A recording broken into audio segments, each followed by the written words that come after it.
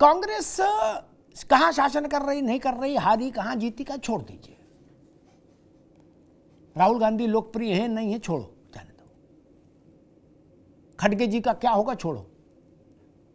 उंगली पर गिनिए मनोज जी, आप भी और रजनीश बाबू आप भी, कौशल जी आपके भी काम आएगा मजे लेने के लिए आगे।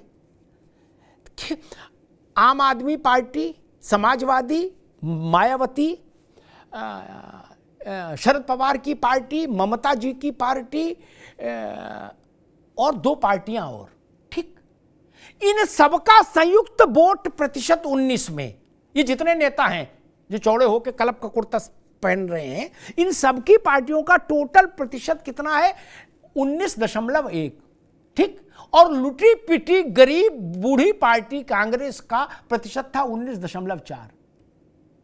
क्या? तो ये तो ख्याल करो भैया, आप सब मिलके 19 में 19.1 पाए, जितने लोग पटना में इकट्ठे हो रहे हो सबका जोड़ दिया मैंने, लालू जी की पार्टी भी, क्या 19.1।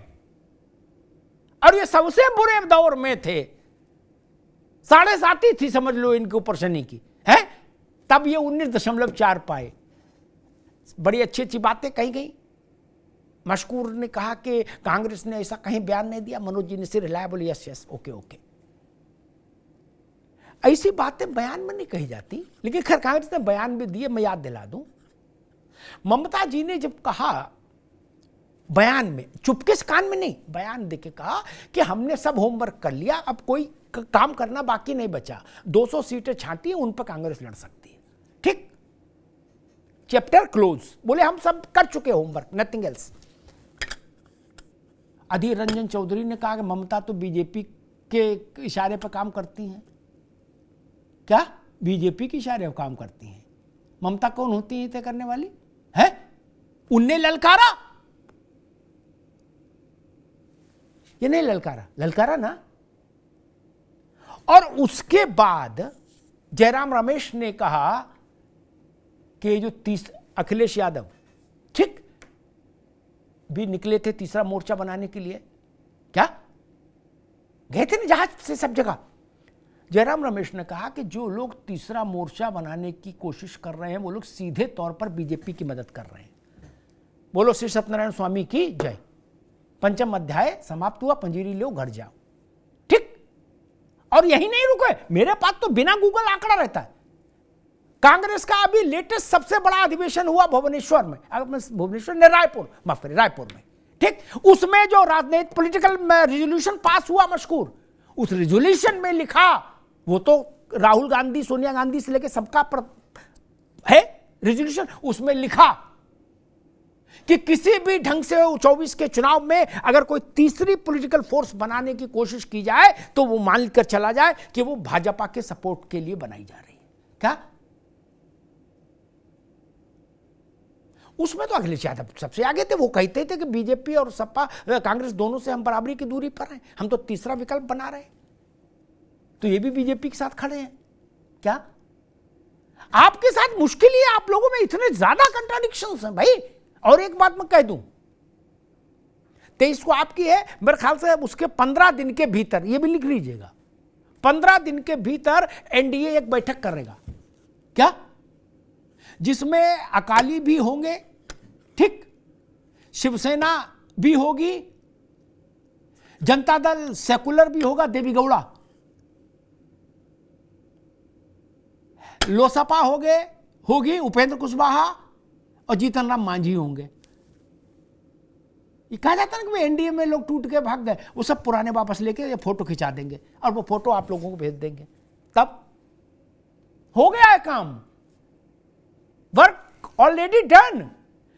वहां सिर्फ टवल नहीं है, यहां तो मैं बता तो दिया, यहां इतनी ज्यादा सिर्फ टवल है कि हर आदमी दूसरे पार्टी को भाजपा के एजेंट बता रहा है, हर एक पार्टी दूसरे पार्टी को। अभी कांग्रेस ने एक बैठक बुलाई थी, खड़गे जी और राहुल जी ने, दिल्ली और पंजाब के कांग्रेस के नेताओं को, मशकूर जी को इस बात का पता लगा जरूर होगा, और आम आदमी पार्टी को तो पता ही बुरा। उसमें दिल्ली और पंजाब के कांग्रेस के नेताओं ने क्या कहा है, यही कहा ना कि चिमटे से नहीं छूना है इनको, ये कहाँ भाजपा का मिशन पूरा करने के लिए जंग आज़ादी की लड़ाई लड़ रहे हैं? यही बात हुई थी ना, इसीलिए पर टाइम नहीं दिया अरविंद केजरीवाल को मिलने का। ये कंट्राडिक्शंस कम करने होंगे, इतनों के साथ नहीं चलेगा भाई साहब। और मान लीजिए आपने जोड़ भी लिया कुनवा, तो पूरे इलेक्शन यही बयान सुर्खी बने रहेंगे क्या? क्योंकि हर आदमी एक दूसरे को भाजपा के एजेंट बता रहा है। आप लोग जब ये बताते हो कि ये भी भाजपा के एजेंट, वो भी भाजपा के एजेंट, इससे आपको पता है आप प्रकारांतर से भाजपा को मजबूत करते हैं क्या? मनोज बाबू बड़ी रोचक बात कहता हूं, गांव देहात का आदमी कह रहा हमसे, मशकूर भाई आप भी सुन लो क्या, वो कहता भैया हम सुने सब भाजपा के एजेंट हो गए, तो ससुर इसका मतलब भाजपा ही है, फिर ठीक है क्या? बोले जब सब भाजपा में हो गए तब क्या दिक्कत है क्या? आप ही लोग बनाए हो ना एक दूसरे को एजेंट। हर दूसरी पार्टी दूसरे को एजेंट का बोले, अखिलेश यादव बोले बीजेपी के अंडर में, मायावती बोले बीजेपी के अंडर में, कांग्रेस बोले बीजेपी के अंडर में, बोले आम आदमी पार्टी बोले ये तो सबसे ज्यादा बीजेपी के अंडर में। तो देश सोचता जब सब बीजेपी के अंडर में हो तो काय का चुनाव, फिर तो ठीक ही ठीक है। बीजू जनता दल बोले बीजेपी के अंडर में, चंद्रशेखर राव बोले वो बीजेपी के अंडर में, जगन रेड्डी बोले बीजेपी के। और हाँ, जो एनडीए बैठक करेगी उसमें चंद्रबाबू नायडू भी होंगे, जो वाजपेयी की पहली सरकार के समय एनडीए में आए थे।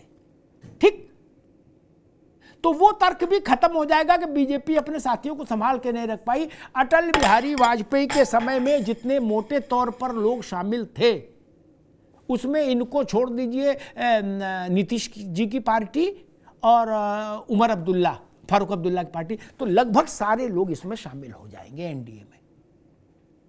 आपने एनडीए में ऐसी कहीं से फुटबॉल सुनी को कोई किसी को एनडीए में ही आपस में कांग्रेस के एजेंट बता रहा हो? नहीं, आपका आपस में ही विश्वास नहीं है मित्र। ये मेरी बात बुरी लगेगी लेकिन है सच्ची। चाय वाले की दुकान पर खड़े होइए, वो पूछेगा कि भाई जब वो बता रहे थे फलाने भी भाजपा के एजेंट है, आपकी क्या राय? तो क्या बोलेंगे क्या? और फिर आप साथ साथ फोटो खिंचाओगे। जिनके साथ राजनीति करनी है उनके बारे में विचार तो अच्छा रखो। जिनके साथ चुनाव में जाना है उनके साथ सम्मान का रिश्ता तो बनाओ पहले मित्र। फिर आप कहते हो सीरियस नहीं लिया जाता हमारी विपक्षी बात को। ये पोस्टर कैसे लग गए पटना में? ठीक है, खंडन हो गया, लेकिन लगे क्यों? और लगे तो ये पोस्टर फिर कहानी बता ही रहे हैं जो कुछ बताना चाहिए। ये बड़ी चीज है। मुझे लगता है भारत में विपक्ष को अपनी विश्वसनीय, जीत हार लगी रहती है, सब लोग नहीं जीत जाएंगे, एक ही आदमी जीतेगा एक चुनाव, लेकिन विपक्ष को अपनी राजनीतिक विश्वसनीयता बहाल करनी होगी। ये पटना जैसी कॉन्क्लेव, ये बैठ के तभी परिणाम दे पाएंगे जनता की निगाह में, अन्यथा ये फोटो अपॉर्चुनिटी तक सीमित रहेंगे। अगर कल पटना में बैठक होने के बाद परसों दिल्ली में, पंजाब में फिर कांग्रेस और आम आदमी पार्टी में तू में होना शुरू हो जाए तो फिर उस बैठक का क्या महत्व रहेगा? ये एक बड़ा सवाल है। धन्यवाद।